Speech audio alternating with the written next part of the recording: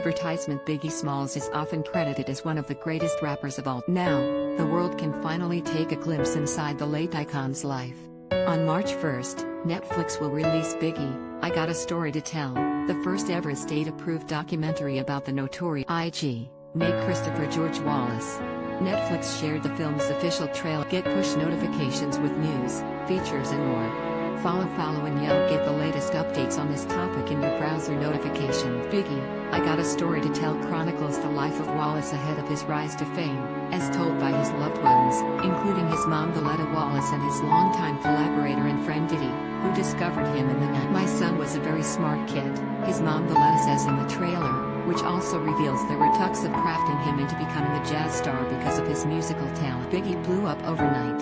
You have no origins for what rap planet this guy came from, Diddy adds of a late legend. As the years went on, the Notorious B.I.G. began selling drugs in efforts to help provide for his single mom, who had been raising him alone since his dad left when Biggie was just 2 years. He disrespected my house, that wasn't my son, Valletta says of his decision to turn to this. While he was making ends meet his own way, his mom thought he was at work.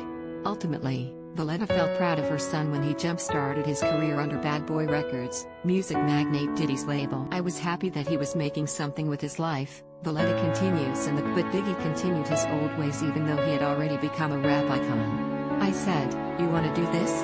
I need you to. No, you can't do both, Diddy says at one point in the clip, seemingly addressing Biggie's continued involvement with selling drugs. Biggie, I Got a Story to Tell was first announced in 2017. It was set to be named one chance after Biggie Smalls' 95 hit song No. 2 on the Billboard Hot 100. The running joke about documentary films is often how long they take to make, director Emmett Malloy said in a statement to Rolling Stone. This film lived up to all those stereotypes, taking us 4 years to develop. Through those years, we were immersed in Brooklyn in the 70s through the 90s.